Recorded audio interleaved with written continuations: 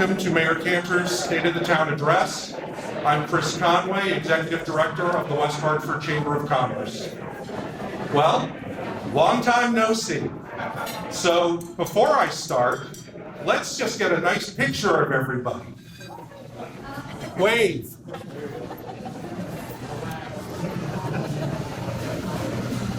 That's for your scrap, Mayor. So, for many around the world, the hottest ticket today is the Mayor of West Hartford. Several representatives from the town. As a lifelong fan of The Dark Knight Detective, I can appreciate that. But as you can see by our sold-out crowd, this is the hottest ticket in West Hartford today. And if push came to shove, I would take Mayor Cantor over Batman any day. I'm happy to see so many from the West Hartford community here today, including several representatives from the town. Of course, we have several members of our business community and many of our nonprofit partners in attendance. We're also joined today by private citizens with a deep interest in their community. You're all welcome. We have many members of the Chamber of Commerce in attendance and several representatives of our Chamber Board and Executive Committee. I'd like to ask members of the Chamber's Board to stand to be recognized.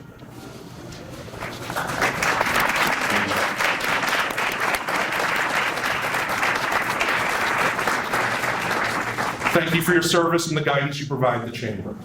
I would also like to recognize the other members of the Chamber team who are still out in the hallway, Jesse Bouclier and Kate Cobes, who worked very, very hard in organizing today's event.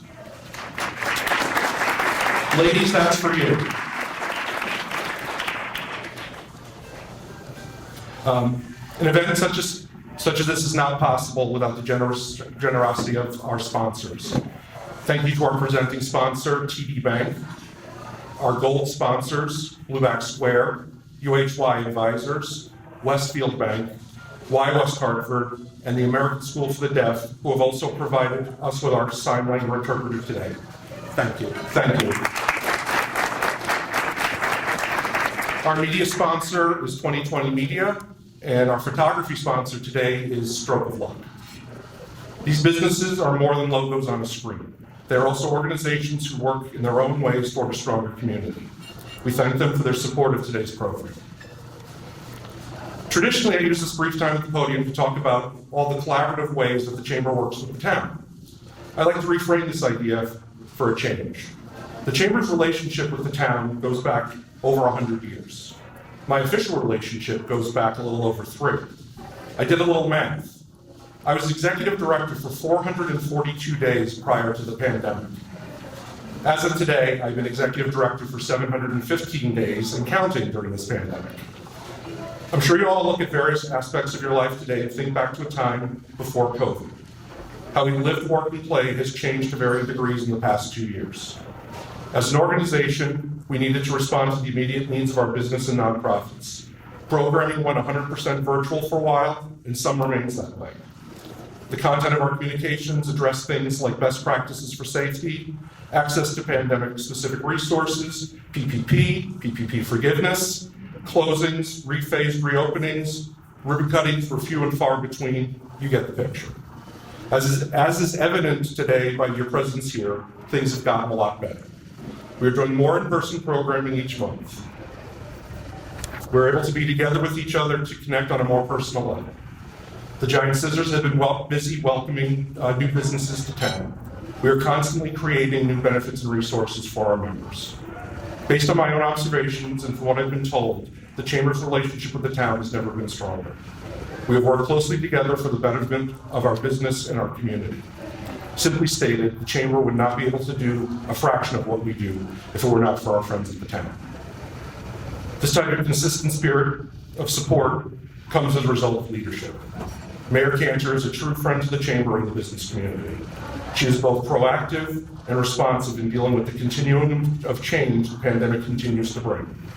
This is a major reason why West Hartford is the envy of so many in our state and across the country. I'm excited to hear Mayor Cantor's assessment of the current state of the town and her vision for what the future holds. I'm also looking forward to continuing to work with her and others at the town to explore the ways the Chamber can be an active partner in fulfilling that vision. Well,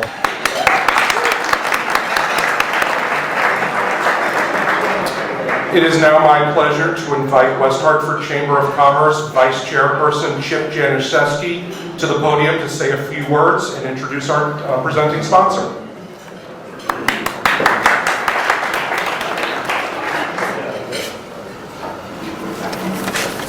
Thanks, Chris. Hey, is it good to be out again or what? This is so wonderful. I have the privilege of introducing our presenting sponsor, Steve Litchfield from TD Bank. Steve joined TD Bank in October of 2015 as a regional vice president for the Greater Hartford commercial banking market. He has over 30 years experience in commercial banking in a variety of credit, risks, and sales management roles. Steve has worked with privately held, family businesses, and public companies to provide them with the services and products needed to support their businesses. Steve holds a Bachelor of Arts from Colby College and an MBA in Finance and Marketing from Boston College. He is active in various community organizations, currently serving as co-chair of the Community Campaign and director at the United Way of Central and Northeast Connecticut. He serves as an ambassador and business committee member at the Bushnell in Hartford, and he is a member and past president of the Exchange Club of West Hartford, where he resides. Please welcome Steve Litchfield from our presenting sponsor, TD Bank.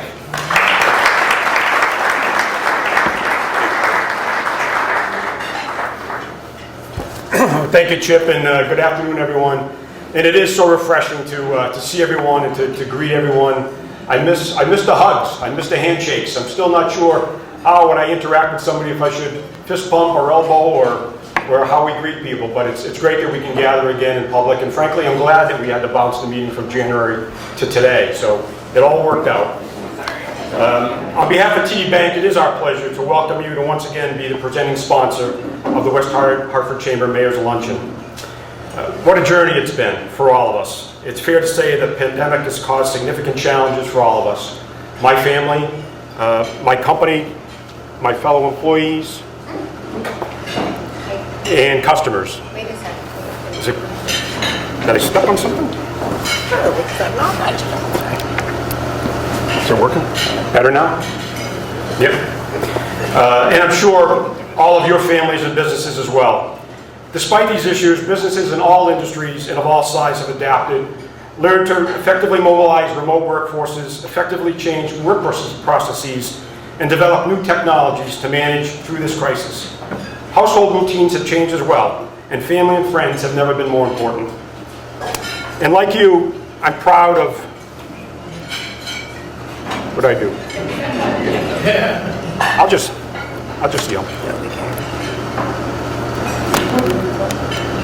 Okay. Yeah. And like you, I'm proud of how our employees handled the crisis. I'm joined today by Imran Chafi, our Sedgwick Plaza South Main Street branch manager, and Terry Urquhart, our branch manager here in our Bishop's Corner office. Couldn't be with us today.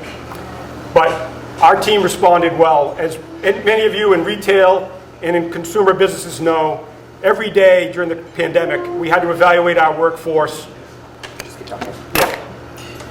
Evaluate our workforce and our resources and change our behavior. I'm joined today by Mike Labello, our regional commercial bank president, and Gene Arnold as well from government banking, and Mark Milligan from commercial, all joining us to welcome our retail team and to congratulate them on the efforts that they worked through.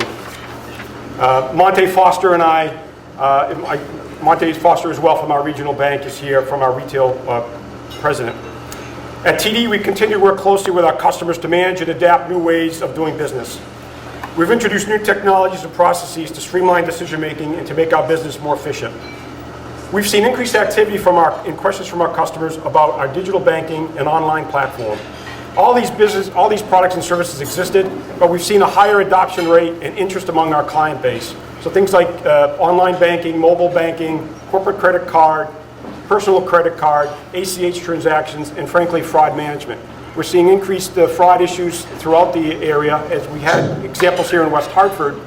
So our customers are looking for solutions for us, and we're able to provide that. Thank you. Don't take me out. That's good. That works. There you go. And finally, we continue to support our local markets through our foundation and community grant process. Over the last 2 years, TD Bank has contributed in excess of $1.5 million in Connecticut to a number of organizations, some of whom are represented here today. We've shifted our priority to a lot of COVID relief programs to address issues with food insecurity, housing, and some of the educational gaps that we've seen in our community. Our employee giving campaign this year raised in excess, from Maine to Florida, our employees raised in excess of $4.4 million. And all that money went back into local organizations and communities to strengthen those markets where we live and work.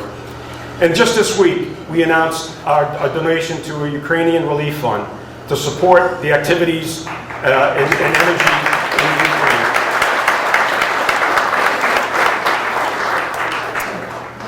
Our clients in the West Hartford community in general have all demonstrated the power of small business ingenuity and tenacity.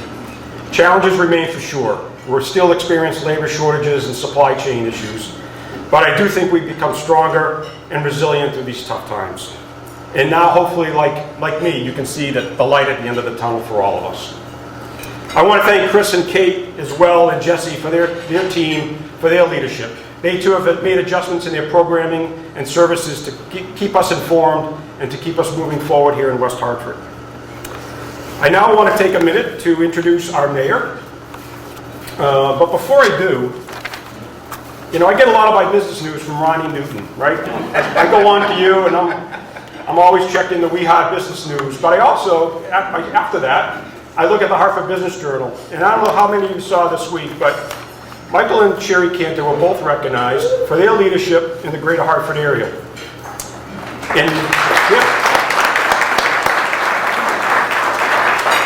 I won't read the whole article, but they were ranked number 33. Now I'm going to send a note to the editor and suggest that maybe we can improve that ranking. But if they're number 3 in Greater Hartford, they got to be number 1 in West Hartford. So I'm sure you'll all agree with me.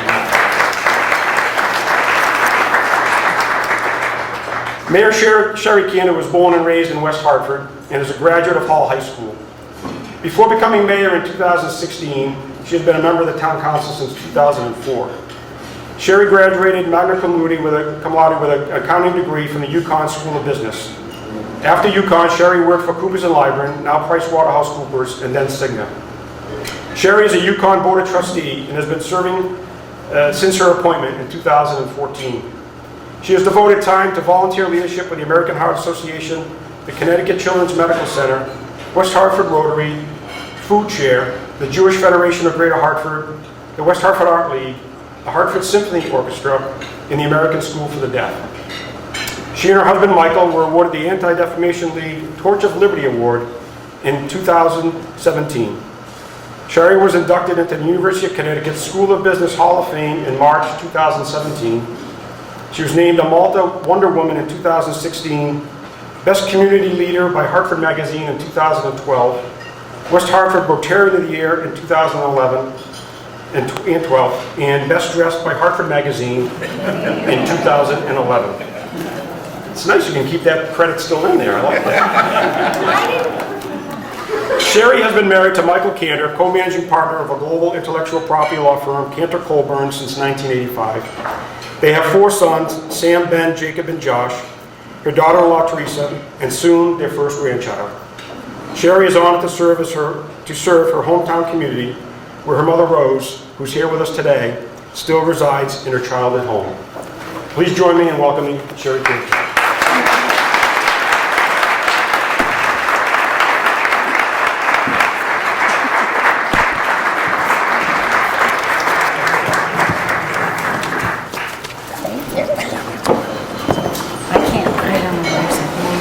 Okay, a few logistical. Thank you so much, Steve. Thank you to TD Bank. Thank you all for being here in person and for seeing your beautiful faces and the warmth I will say the commitment that you make to West Hartford and this community. I am so grateful for all of you. Thank you to Chip and the leadership of the chamber. And thank you to, I know the board chair, Amy. I don't know if Amy is not here, but thank you for your leadership. Chris, Kate, and Jesse, you make quite a team, and we're all incredibly, really grateful for your partnership with the town, as you mentioned, is stronger than ever. And we would not be in the strong position, gosh, I almost fell off my stool. The strong position, I do cartwheels, so it's okay. The strong position that we are if we didn't have that tremendous commitment to each other.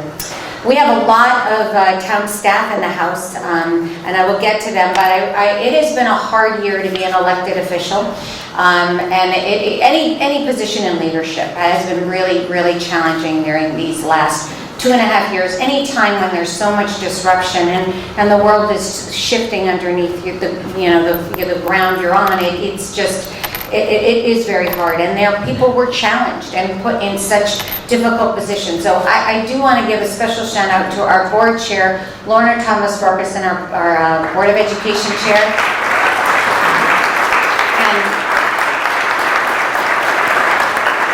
and past chair and now vice chair, Deb Poulin, who's also here.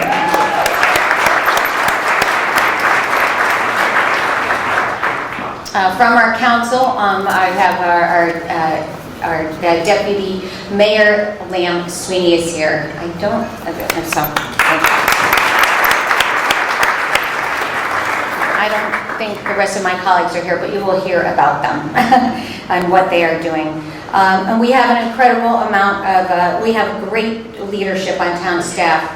The reason that we had fared so well throughout this pandemic is because of the incredible professional, committed, dedicated leadership that exists in the town staff. And our former town manager, Matt Hart, has been a wonderful leader and leads us. And now leads us regionally and is going to bring some regional support dollars home to us in West Hartford. And we have a 21-year veteran town manager, our acting town manager, Rick Ledwith, and I'm so grateful for Rick to step in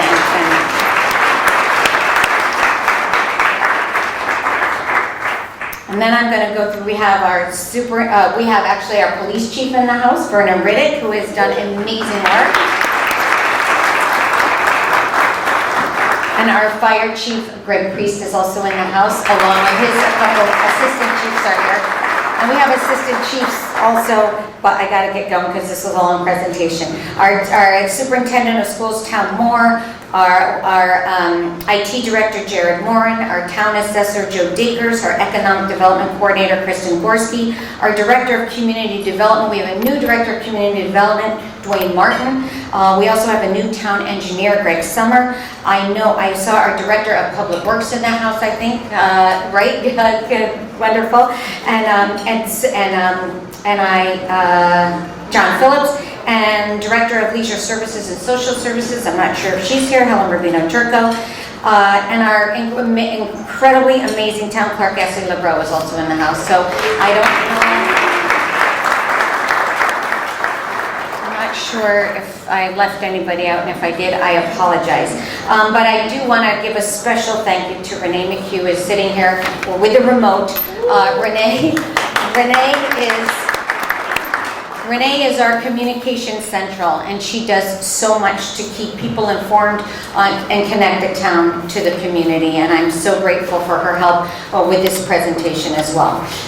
Thank you, Renee. And my amazing mom, who's 93 years old. I have to say it because nobody would believe it.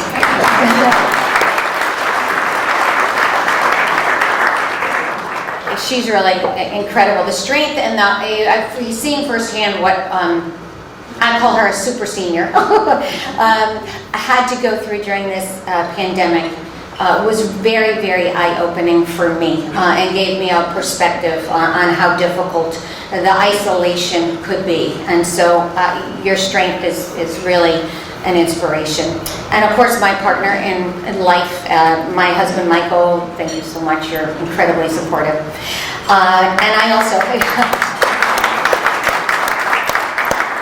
And we are expecting our first grade. I think a couple years ago when I did the chamber, my son was here, my oldest son was here, and I was joking a little bit about grandchildren. Well, finally, we are this summer going to be grandparents, so that's really exciting.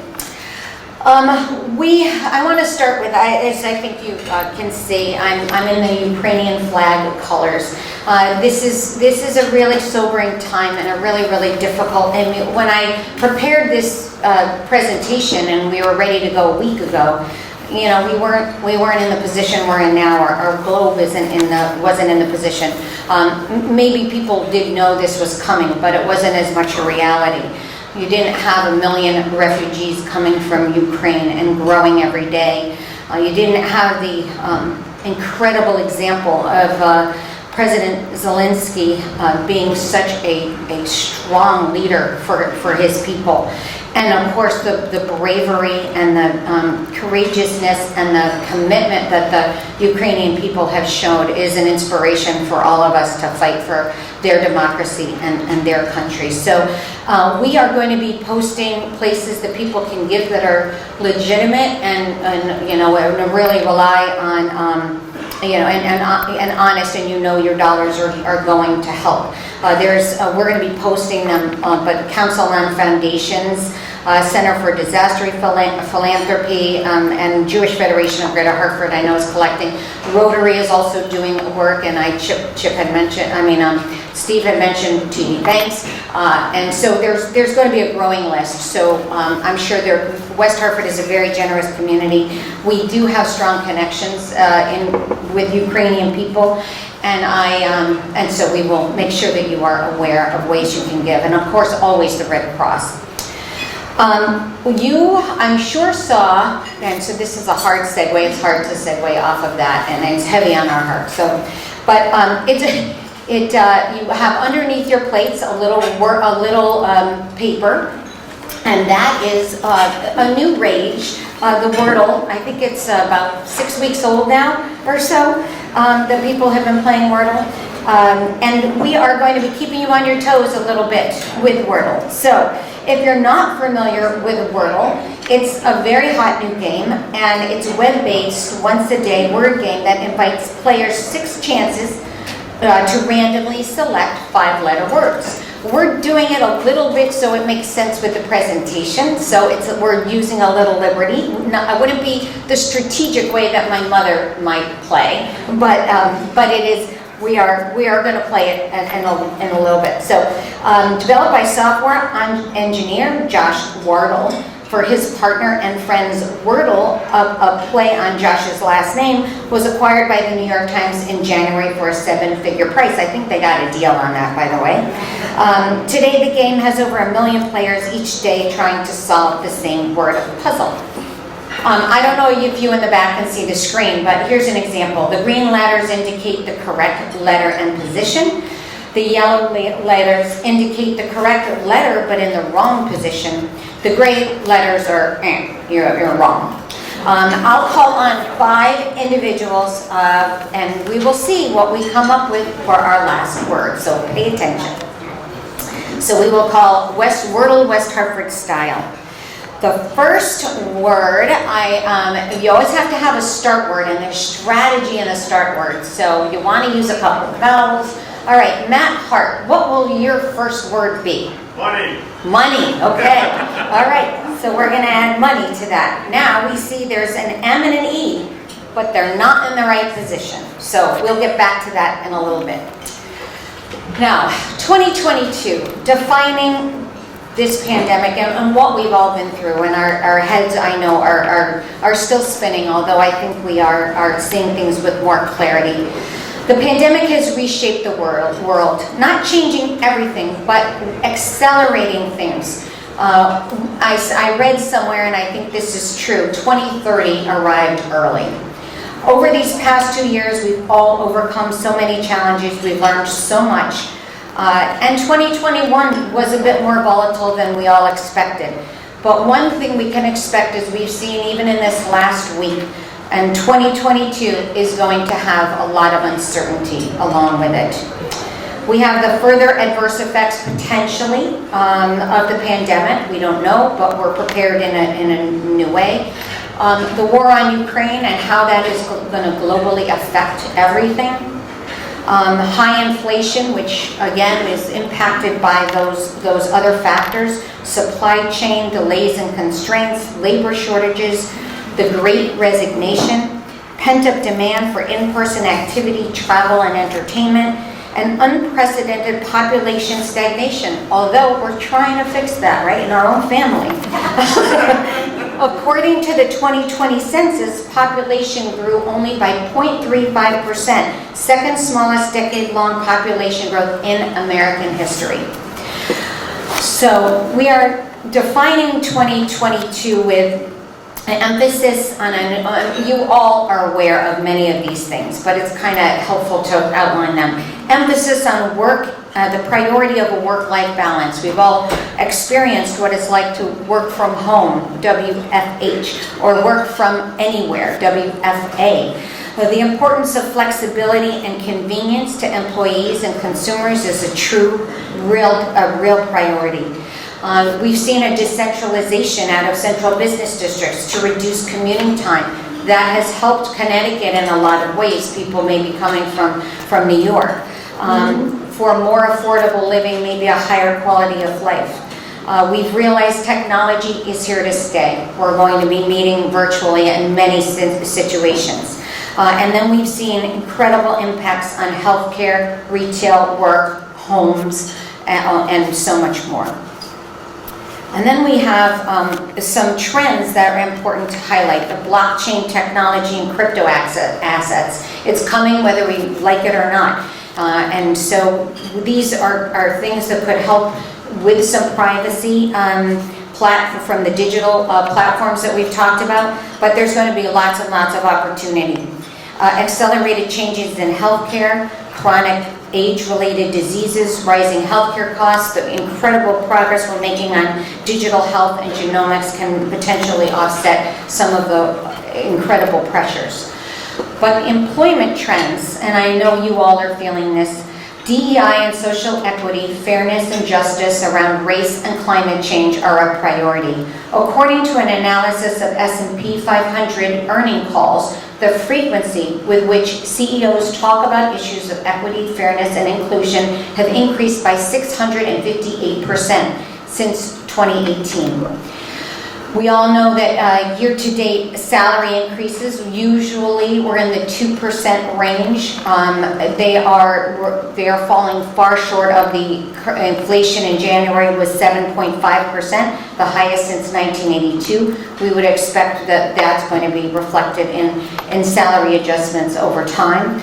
Energy is a large contributor to the inflation, and now with potentially Ukraine and some supply chain issues on that, it could be even greater. Flexibility is, I don't know, I'm sorry where the slides are, so if I get ahead, that is what it is. Flexibility about how and where people work, it has changed. Retaining people has become a lot more challenging. U.S. employees expect flexibility within their jobs as much as they expect a 401k, according to the Harvard Business Review. Putting pressure on salaries or reduced work weeks of, say, 32 hours for the same compensation. It's going to be harder to retain employees that work remotely or hybrid. They have weaker social and emotional connections with coworkers and organizations. Makes it easier for people to actually leave. The pool of potential employees increases with hybrid and remote work, and as the geographic radius of those organizations continue to expand. But that leads to sustained high turnover rates. The Great Resignation has been said that it might lead to a sustained resignation. And these are things that we all have to worry about. The manager-employee relationship has become more important than ever in a hybrid and remote work. They are the primary connection to the organization. Managers are the first in line when concerns surface, and more managerial tasks will be automated with a real focus on employee career trajectories and the impact of their work and personal lives and balance, their relationship with the organization as a whole. And so the manager really will fall to the manager to empower those employees. Employee well-being is too a priority.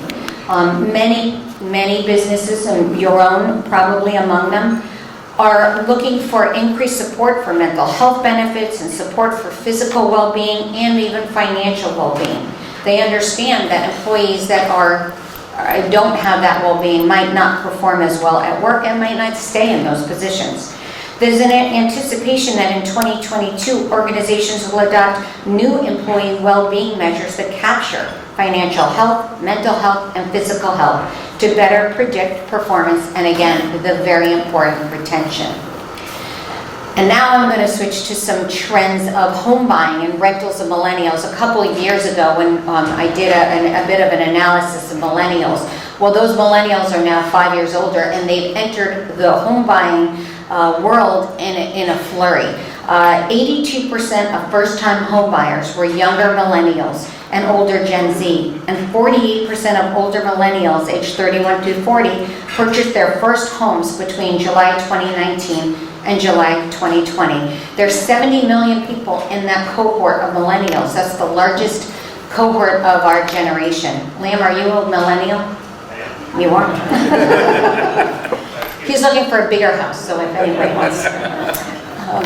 The National Association of Realtors estimates that 99%, I'm sure you all are aware, use internet for their home buying strategies. Millennials bought home later in life, as many of us know, to student debt. The Great Recession impacted them.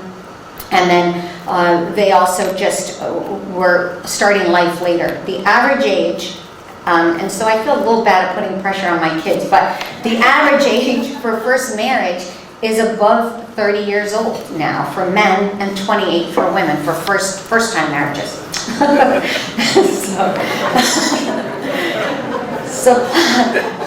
Supply and demand. Home values are tied closely to interest rates. So obviously, home values have risen. The interest rates, we're getting the first signals that interest rates are going to be scheduled to start going up. And those prices are going to obviously impact those rates. So I'm sure, again, you're all aware.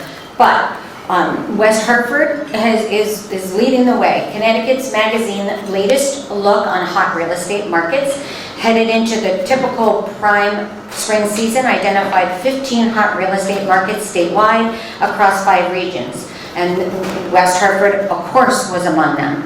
In 2020, people didn't care about the town. This is a quote from the article. They were more open to just getting a house, urgent to get families safe and being maybe out of denser communities. Now people are very specific on the town. While Farmington led the Hartford area's highest price areas, West Hartford generated far more interest and highest numbers of listings, setting up for a potentially bigger year in 2022. Across a diversified mix of neighborhoods, buyers pounced on available listings, bidding 3% more than the asking price on average, and with the median home sold in just over a week. And then there was a quote, and I love this: anything in West Hartford that lists is going to sell in 15 minutes, said a Keller Williams real estate agent. It's such a hot, trendy downtown. I love that. Anyway, bottom line is the state of West Hartford is strong. We're going to do a quick look back and then a look forward on many of the wonderful opportunities that West Hartford has. So in January, the town had approved, and I want to thank my fellow councilor Ben Winograd for his leadership, something that actually the White House came out with a directive about a month ago, recommending that municipalities do this. We adopted accessory dwelling units. This was a zone change to single-family homes where people can put in sort of that in-law apartment to age in place or grow in place. And so they're actually already, we have had 5 applications to date, and a couple are being constructed now, which is really terrific. We had one of the biggest financial arrangements in the town history, and it might be the biggest. We authorized the issuance of $365 million in pension obligation bonds as a strategic financing plan to reduce legacy pension costs. The plan is projected to save the town more than $140 million over the next 30 years, and this year alone has saved $2,200,000 for our current budget. We began vaccinating 75 plus, and you can see my mother right there and she was very early, and thank you to Town Clerk Esther Brook, who brought her to her appointment because I couldn't make it. And my mother's quote was, "That was great." So we also lead on clean energy. West Hartford is a part of a network of 30 small towns across the country that learn from each other on ways to cut energy and embrace clean energy. Renewable energy projects over the last 7 years have saved West Hartford over $1 million, and not only have they saved money, they've helped to save emissions and help clean air. We continued on vaccination clinics. Many of you are well aware. Obviously, we had our priorities were our teachers and making sure our public safety that were out in the field were getting their vaccines right away. We actually worked with all of our Conard High School, and we did clinics in many places to have them be convenient. Civilian Police Review Board, we had been working on this, but then when the police accountability legislation were adopted, our police chief and our town manager at the time had been working on this and decided that we would be one of the first communities to adopt a truly fully civilian police review board. We have an incredible community, and over 80 residents expressed interest in the board. It's a 7-person board with 3 alternates, so it was hard to select people, but our CPRB is up and running and already has reviewed multiple cases and has upheld all the actions of the police, and I'm proud to say. We also had in March, we had our University of St. Joseph's nursing students assisting with vaccinations. It was wonderful for them to have real-life experiences helping their community where they go to school. We were again ranked the West Hartford as best place to live in niche in Connecticut, and we formed a new sustainability advisory group that was formed and comprises of diverse voices and interest across the community. And actually, we just received a report from them last night, but they helped West Hartford towards its sustainable CT Silver certification, and Matt and I were at CCM conference and received that. And we were one of not a lot of communities in the state to receive it. I think we were, third or fifth with a number of points, but there are only 19 municipalities that have received that level, and that is the highest level that exists right now. Also in March, our town declared racism as a public health crisis. We also made a real effort to support Asian American and Pacific Islander business owners, and our public schools developed social emotional learning curricula to help students process the intensity of the racial and COVID-related trauma they absorbed over the spring and summer. Our schools have done a stellar job on this, and there still remains a lot of work, as all of you know that have children. This has been really traumatic for many of them.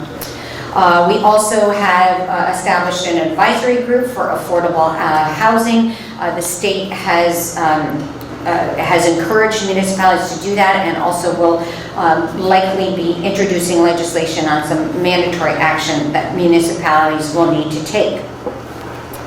And then in April, we partnered with the biggest vaccine site, I think one of them in the Hartford region, but in an indoor one. It was ShopRite on King Street. We brought art to the streets with our art barrier murals. We did feedback on our transit-oriented development, and we recruited volunteers for our community renewal community emergency response team.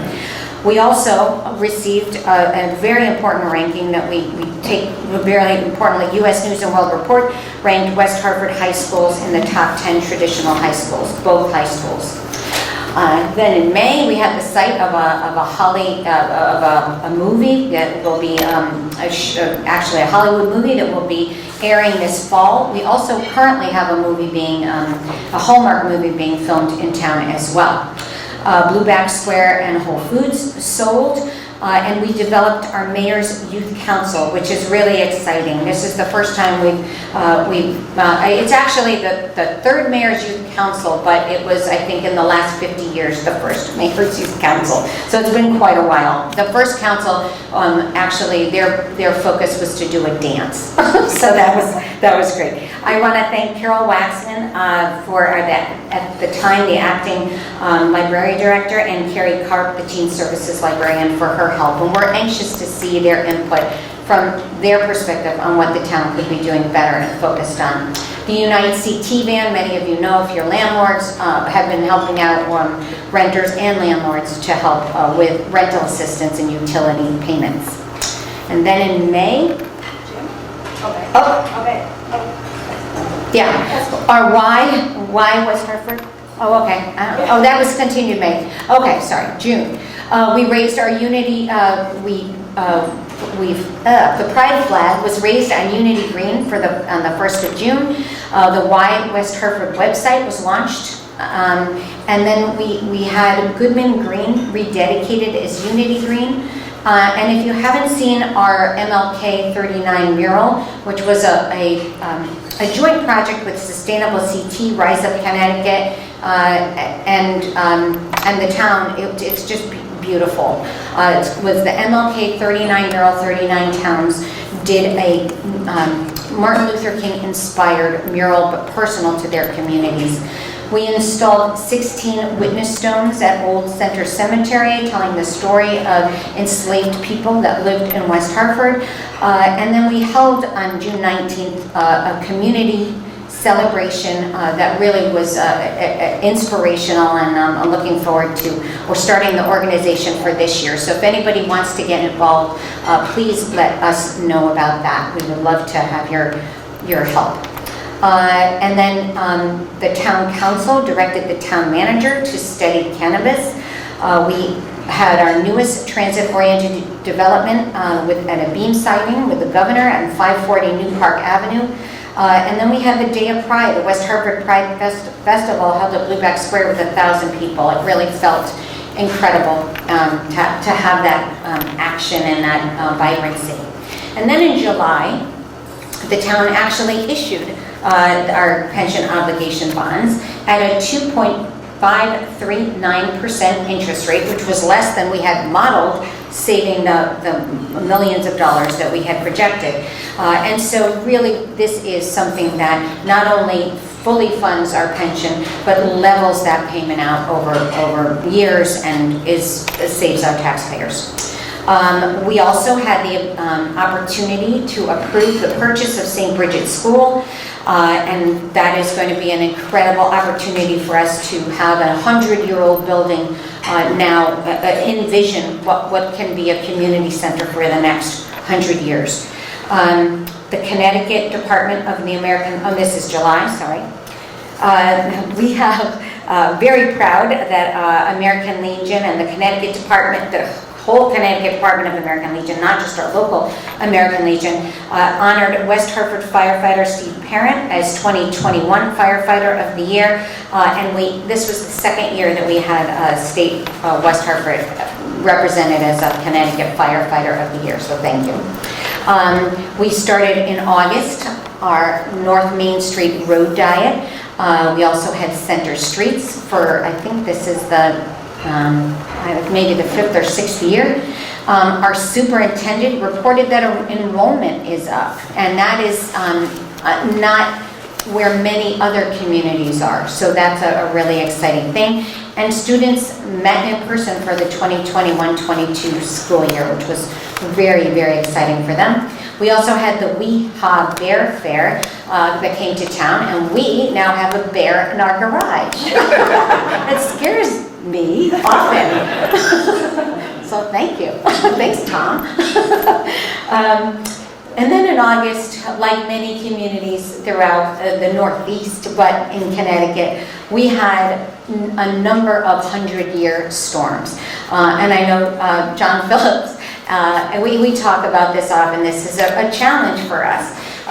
We had Storm Henri, and then we had Storm Fred. We had Storm Fred first, and then Storm Henri. And then in addition to that, we have, we are going to take a break for a word. Sorry about that. I'm going to call on our fire chief, Priest. The word is storm. Storm. What a great word. It wasn't completely strategic, but because it didn't have an E, but that's okay. So now you know the M is in the right place, and now you have an R. So if you have a pen, maybe you can get it before we get it. Before we get there. And then, so then we had Hurricane Ida, the aftermath of that, and there was significant flooding. We closed Fern Street and had delays at Brayburn School's first day of school. Not something that we really, this is very challenging. We had the honor of we had a ceremony to honor and memorialize 9/11 at our West Hartford Brace Road Fire Station with our police department as well. And our town and chamber partnered for a community job and resource fair, which was very successful. And then in October, we had our first Park Road Parade in person, which was great. It was wonderful, honoring the heroes that kept us safe in the pandemic, and there were a lot of them, and we were so grateful to have that opportunity. And then our CERT team were trained, and then now there are 60 members of our community emergency response team. If you haven't seen them, they've been giving out masks and helping the town in many ways. We had thousands of costume kids enjoy West Hartford's Halloween stroll, and we became recognized, and I think the governor did call me and said how grateful he was that we were one of the highest vaccinated communities in the state, and ultimately one in the country. So really proud of our community, and our health department for all that they did to get us there. In November, we named Assistant Police Chief Rob Riccabon. I don't know if he's here. Okay, all right. West Hartford achieved the Silver Award by Sustainable CT. Like I said, West Hartford held walk-in clinics for COVID-19 vaccinations. We also had feedback on the North Main Street road diet, which was overwhelmingly positive. And then we had redistricting for our West Hartford, the statewide redistricting, and so we will be coming up with some new voting locations that we will have to do. And Lamb is chairing that recommendation for the town council to adopt. And then in December, unfortunately, Omicron hit, and there were surges of testing and booster clinics and so much going on. So we also did an ordinance for ATV vehicles that had been, I think, abusing the privilege of riding on roads, and we banned them. And CROG welcomed Matt Hart, and we appointed Rick Ledwith, thank you again, Rick, as acting town manager, and he is doing a great job. We welcomed Library Board Laura Emscher from Boston. We're so excited to have her. She began January 25th. And Dwayne Martin was appointed the Director of Community Development. And if you haven't met Dwayne, worked with Dwayne, you should, because he's quite an incredible leader. And I just want to again thank Bob McHugh for all of his work in helping us through this year, and the CERT volunteers.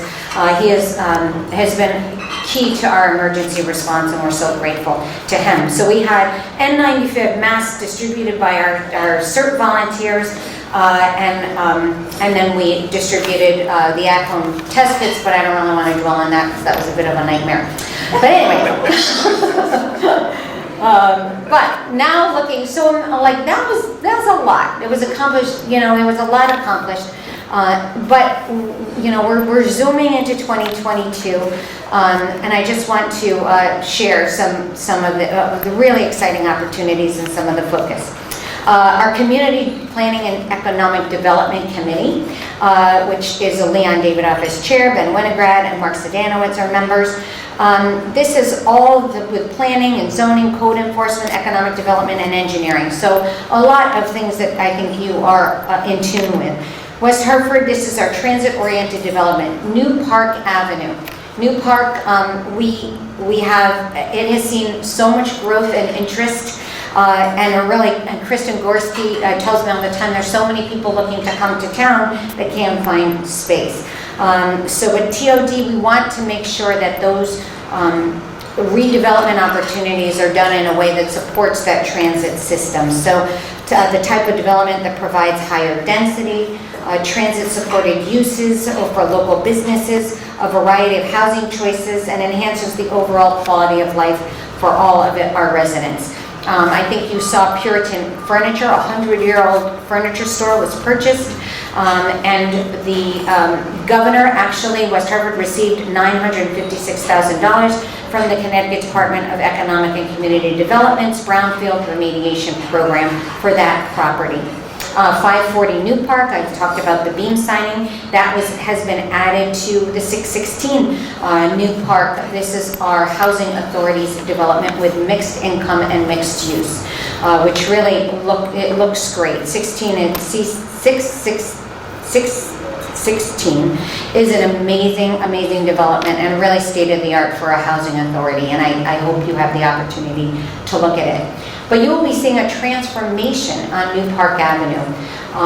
The town was awarded $3.7 million in state grant, which was not an easy thing to actually secure, but this will help to support wayfinding signage, bike lanes, more of a boulevard feel, which we do believe will, again, infrastructure improvements and help in this way, will help to promote further development on New Park. The streetscape will include traffic calming, improved pedestrian experiences, bicycle connectivity to the CT fast track stations, transit bus stops, connection to the Trout Brook Trail, and hopefully really pave the way for a train station on the Flatbush corridor as well. So this could be a real center for transportation. So the preliminary designs will be completed by spring of 2022. Preliminary designs will be completed. Final designs will be at the end of the calendar year. Take a deep breath. We have another word, and I'm going to call on Michael Cantor. What is our next word? Well, Mayor, I just picked this word just out of thin air, and I quickly wrote it down so I wouldn't forget it. The word is build. Build. The word is build. Well, that was a really not a very smart choice, Michael. Well, you did gain a D, okay, but not very strategic. But you do know the words, letters that they are. Right, you actually, sometimes you learn from bad experience as much as good or more. So there's a number of words that you don't have on them. So anyway, thanks, Michael. All right. One of the biggest complaints elected officials get is people speeding. And so our town listens, and our town engineering program our town engineers have developed a program, really town-wide that will, we can't really do this on state roads, but on town roads, on ways that we can help real speeding and safety issues. So we have Riggs Avenue is currently being evaluated for installations of semi-diverters that were recently installed on Newport and 4 Mile, if you haven't been on those. So they've been very effective. We do get some feedback that people don't like them, but again, most of the time what we really look at is the reports of accidents and speed, and they've been very effective. The federal infrastructure bill. There's a lot coming at municipalities, and we've had multiple meetings about this. These are initiatives that really largely are going to be regional in nature. I do hope that there are some that are more specific to West Hartford, but we know we have stormwater issues, and hopefully that we will have some help with culverts on that. But public transit is a real focus, and we will be working with CROG to make sure that we are participating in the programs for infrastructure improvement that can make West Hartford a better place to live and more desirable, especially, maybe people can even live without cars or with one car for their family. That could be wonderful. And then outdoor dining ordinance. It's on our agenda for Tuesday's meeting to set for public hearing, so if you'd like to come and speak, please do. But West Hartford's expanded outdoor dining corrals, we received a Tactical Urbanism Award from the Connecticut Chapter of American Planning Association. And our town planner, Todd Dumais, and I participated in a panel and in that award ceremony. We are an envy of places around the state. We have 1,500 outdoor dining seats in the town of West Hartford and 1,000 just in our center of town. It's really remarkable, and it really was a lifeline to restaurants and something that I think our residents have grown to love. And not only our residents, from about an hour around, people come regularly to eat, and I bumped into many people from Springfield area or even New Haven area coming to West Hartford to enjoy that experience. Recreational cannabis, it will be legal in the state. It is legal in the state, but dispensaries will be legal in the state in the not too distant future, so more news will be coming from West Hartford. The town council has to make some decisions.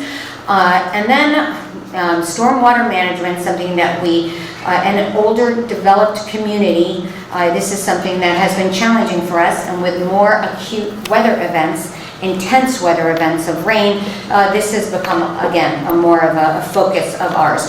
We completed a long study to understand the extent of the problem. We have multiple tiers, and as water goes, you have to kind of fix the bottom before you fix the top. So we're working on culverts and some of the tier 1 things that we need to do, drainage areas along Trout Brook and areas that a lot of water flows into. And tier 1 is about $120 million of over time that we will need to spend on capital to fix that problem. Now we're really hoping that we will get federal support for that. So don't lose sleep over it. But I might, but you might not. And then we have our Finance and Administration Committee that Leon Sweeney chairs, and Leon Davidoff and Mary Fay are a part of. And this is where our American Rescue Plan money comes from, the ARPA as it is referred to. And this is an investment for the community. And our focuses are all under a lens of sustainability and equity, but we're addressing public health and safety, economic vitality, community development and infrastructure, which we have some stormwater monies for that, again in ARPA, and arts and culture, park improvements, cybersecurity, IT expansion. Thank you, Jared Warren, again for your work. I don't know if I mentioned Jared, he's amazing, our IT director. And restore lost revenue. We did that for the first year of ARPA when that was allocated to West Hartford. Town committed $4 million to offset increased costs to the town and not burden the taxpayers. But that was one time, and we are not going to keep using ARPA for revenue loss. So that's something that we are setting aside, and we are investing in many, many other things that you can maybe, I don't know if you can see it up there because it's kind of light, but stormwater management and flood mitigation, as I just mentioned, cybersecurity, self-service and customer service improvements for like self-service kiosks, surveillance cameras, and I'm going to get into those in a minute, body cameras, public broadband by expanding wireless in town parks and facilities and other public property, upgrading essential public safety equipment and advanced life support equipment, town center improvements, infrastructure, which is going to be a big project for us, playgrounds and park enhancements, pond restoration, accessibility improvements, wayfinding signage, which also will include historical markers, and again, a continued sustainability commitment. And then in our Human and Community Services Department, Adrian Billings-Smith Chair, Liam Sweeney Vice Chair, Alberto Cortez member. Our Elmwood Community Center falls in that. So right now, I think many of you know Elmwood Community Center is a 1920 school that was reused, repurposed as a community center, and it doesn't serve the town's needs. We purchased 100 Mayflower Street property, which adjoins the 27-acre Beachland Park, a really unique and strategic property. We purchased the property for $3 million, received a $2.5 million state grant for the purchase of that property, and we know we're going to have work to do. So right now we're doing a feasibility study and figuring out, do we tear down the building and totally rebuild, or do we renovate? Really massive renovation, but we will be hearing those ideas soon. We also have an advisory group that is being formed right now with a number of stakeholders to explore the best use of that community center and what we can envision, not even for today, but again for 50, 100 years down the road. And then we have our Eisenhower pool project coming. This is an older pool that I swam in when I was little, and it was the same. And so it's a new pool and bathhouse. It's the only pool that we have on the north side of town, north of Fern Street. And we have a $2.5 million project in our budget to accelerate the process and get that pool up and running. It was actually not able to open, unfortunately, because of some structural problems this season. Very exciting, our Brook Trail project. We are making significant progress, and this is the final 3 phases will be completed by summer 2023 and will stretch 3.1 miles from New Park Avenue to Asylum Avenue. So it's almost across town, and really will be a wonderful, wonderful addition for pedestrian and bicycle use. Kind of the West Hartford high line, maybe. Okay, next word, Ronnie Newton. Ronnie, where are you? Now, trail. Okay, thanks. All right, trail. So right now,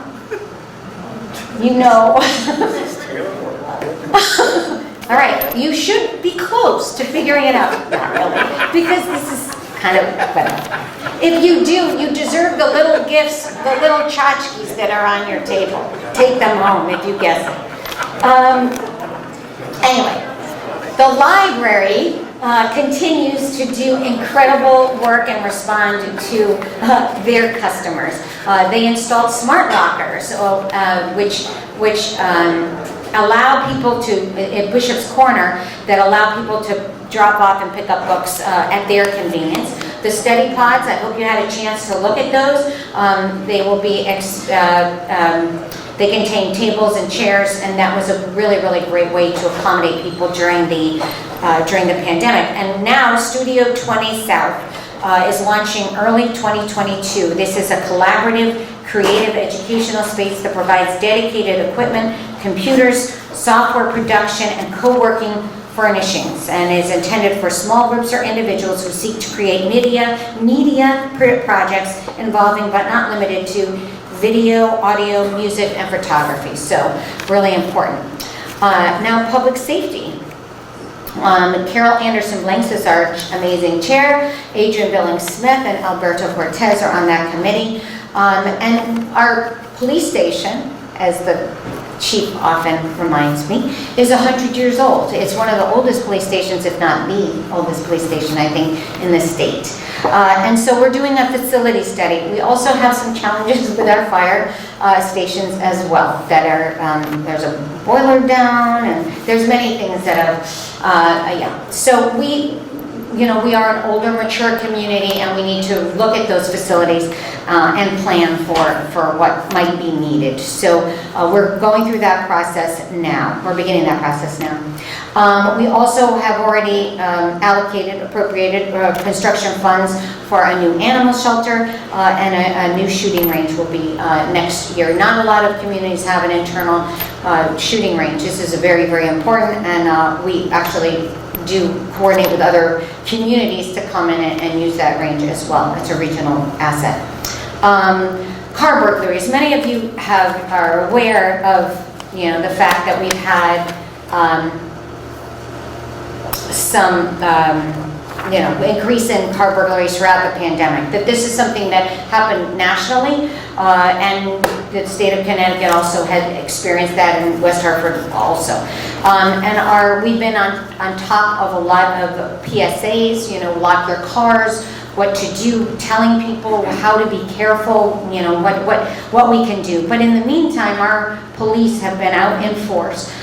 They have recovered 103 stolen vehicles, 38 arrests, 10 firearms recovered, 31 warrants served, and 27 other arrests. These are hard crimes to solve, and our police department has done an extraordinary job with this particular rash of car burglaries. And we've increased surveillance operations, and we also are participating in the auto theft task force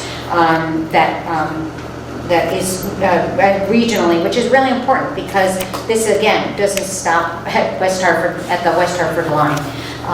We also are really committed to preventing and obviously catching perpetrators and people that are doing criminal activity. So town surveillance cameras are a commitment that the town is making through the ARPA funds. We've already authorized $500,000 to install surveillance cameras, but also working with businesses to have them communicate with their own camera systems so we can help. Body-worn cameras were also through the ARPA system, through the ARPA funds. We have 140 cameras that are being worn by our police, all police officers. And the mandate from the state was effective July 1st, 2022. So we're actually, ahead of the mandate. But we had started this process well before. But we have a good vendor and it's a good program. Public Works and Facilities, Ben Winograd is chair, Carol Anderson Blanks, Mark Sedanowitz. You've heard a lot about our waste crisis in Connecticut. We really are struggling with places to put waste, how to manage our solid waste. A graph shows that 75% of our waste should be recycled, but a lot of that is food waste. And it's heavy and it costs a lot of money to get rid of. So we are working on a number of things within town, but the state is really focusing on this as well. I know, again, this is on Matt's short list at CROG too, because this is, again, a regional issue. We in town are looking at a new waste and recycling management program. And we are going to be looking at, sorry, am I doing wrong? Oh, did I miss a word? Okay. Working with the town's plan to upgrade the Materials Solutions Center. This is a really big improvement for the town of West Hartford, and you'll be finding out more about that soon. But this is something that our Public Works staff is finalizing plans for, and facility staff. Bob Palmer, again, thank you also, facilities, for a Material Solutions Center, which hopefully will help to ease this problem. Okay.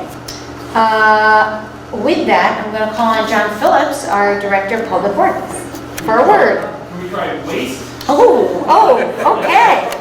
What a great suggestion. Yeah, I know. Most people don't take this many times to get it, but that's okay. John, we love you anyway. All right. Anyway, all right. Now we're going to go to our robust economy. We're getting there, guys. West Hartford 2021 grand list grew by 12.2%. And again, this is something the state has experienced, grand list growth. Part of that is the used car market has gone up because of supply chain issues. And those have gone up 24.9%, pretty consistently across towns throughout the state. Commercial property values rose 7%, real property increased 11.2%, and personal property 10%. So we have very high occupancy and low vacancy rates, and I think you probably are aware of it. Typically, from an economics perspective, vacancy rates below 10% are labeled stable, and 7 and 8 are a really good sign of strong market. As of today, West Hartford has office vacancy at 6.4%, multifamily at 3%, industrial at 3.1%, and retail at 9.1%. So very, very low vacancies throughout those categories, and expecting that this will continue for a long time.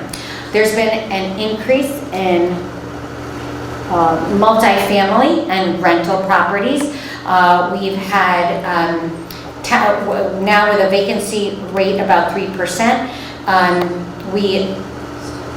this is the best that we've had in a number of years, where demand is outpacing supply, and developers are seeing that, and we are seeing more interest in multifamily housing units. One that the town council approved recently is 920 and 924 Farmington Avenue, not too far from the subway, which it actually sits on the multi-use trail, and was approved for 48 apartments, 36 one-bedroom and 12 two-bedroom. We also have the Hartford Healthcare Building that will be completed.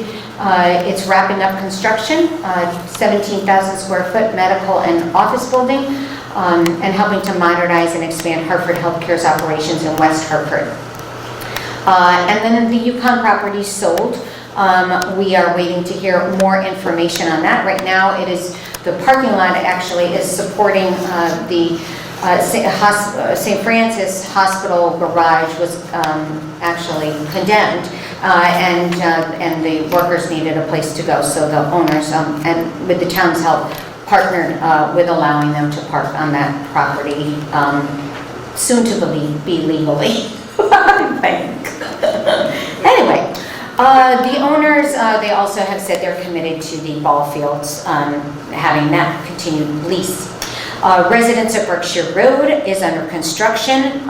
There will be 26 total units, 3 one-bedroom units, 23 will be 2-bedroom units, and there are also 2 workforce housing units, deed-restricted workforce housing units.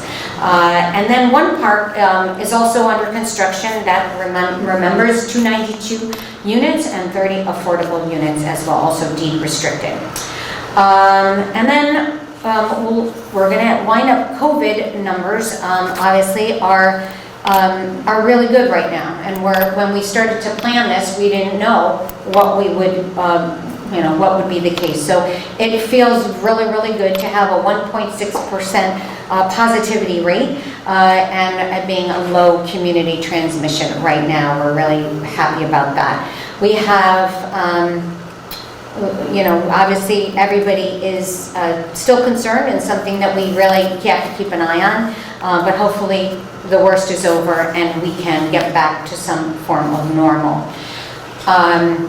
We have, just some numbers, 94% of our 12 to 17-year-olds are fully vaccinated, 98.5% having at least 1 shot. 64% of 5 to 11-year-olds have already had their first shot, and 60% have had 2 shots. And so we're on our way to again, very high vaccination rates. And I think we are, I want to just leave it that I'm so proud of how resilient this community has been and how supportive our community has been for each other. And I think we have one final word to figure out here, and if anybody knows what it is, okay, there's some, there's two hands in the back, to the right. Go ahead, ladies. Green. Yes, it is dream. Awesome. If anyone at your table figured it out, there are little, again, tchotchkes. Some of them are more quality than others. And there are some gifts from the Noah Webster House. If you haven't stopped into their bookshop, they have really wonderful, wonderful things there. But just to close, dreams and dedication are a powerful combination. That's a quote by William Longgood. So I know you all dream, and I know you all are incredibly dedicated.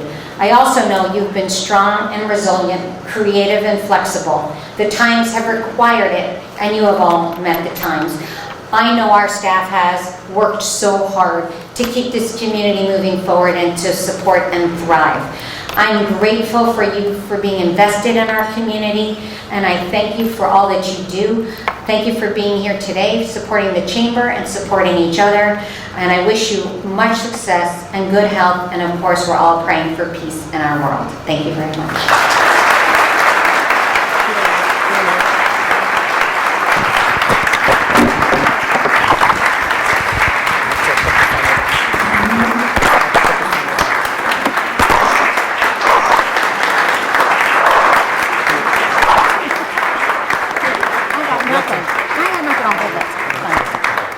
I know it's getting late, but if there's any Q&A, we're open. The question, Ja asked, is the town planning on anything for affordable housing? So affordable housing is always on our mind, and our housing authority is the authority on affordable housing and has the tools and the financing to do affordable housing. The town actually supports the housing authority, and there are two projects, the 616-540 New Park that's completing, and they are working on more projects right now. The hard part is land. They are looking at some parcels to purchase to do more expansion. And the town is also discussing on what we can do on our properties as well. Thank you. Yeah, good question. Any other questions? I do just want to say one thing. Just stay tuned. The town will be doing a grant program for small businesses and nonprofits through our ARPA money that we receive from the federal government. There will be more guidance on that and more information coming out. So just so you know that is coming, and please stay tuned. We will be coordinating a lot of communication through the chamber, so make sure that you stay in touch with them on it, and we'll give you lots of information and time to get your information in. Thank you. Anything else? Also, Mayor Cantor is very accessible and responsive, so if there's any questions you have that you think of down the road, you can email me, Chris Conway at cconway@whchamber.com, and I'll get the questions over to the mayor. Thank you, everybody. I just want to thank you for coming. I will say that I have the opportunity to see this presentation before everybody else, and I resisted the urge because I wanted to be as surprised as everybody else. This was just incredible. So let's hear it again for Mayor Cantor. I also just want to thank our sponsors once again, our presenting sponsor, TD Bank, our gold sponsors, Blueback Square, UHY Advisors, Westfield Bank, West Hartford, and the American School for the Deaf. I'd also like to thank our silver sponsor, Clifton Larson Allen, our media sponsor, 2020 Media, and our photography sponsor, Stroke of Luck. This was one of the events that we do with the town. The next one we do is the town's economic development update, which will come in the spring. And toward the end of that, I think you got a little bit of a sneak preview of what that's going to look like. So stay tuned for dates and venue, and we will communicate that to everybody. That concludes our program. Thank you for coming, and everybody please drive safe.